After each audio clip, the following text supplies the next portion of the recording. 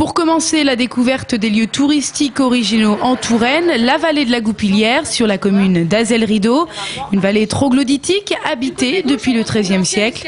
Ici, les habitants, tous des paysans, ont creusé eux-mêmes leur habitat.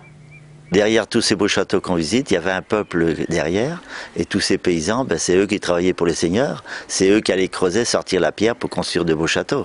Et à Fournir, le tuffeau, les paysans ont bâti leur maison et le lieu de vie qui va avec. L'élevage, le potager ont suivi, et pour se protéger des brigands, les familles ont même creusé un souterrain. Du grand parking au fond de la vallée, j'ai retrouvé 9 puits, 9 cheminées, 9 fours à pain. Pour dire que 9 familles ont creusé au Moyen-Âge dans cette vallée. Ils vivaient côte à côte, des familles différentes. Mais en 1900, il y a des gens qui habitaient encore ici. Et là, vous retrouvez le côté réel des fermes, sans construction. Depuis 8 ans, la vallée troglodytique est ouverte au public dans un esprit très familial.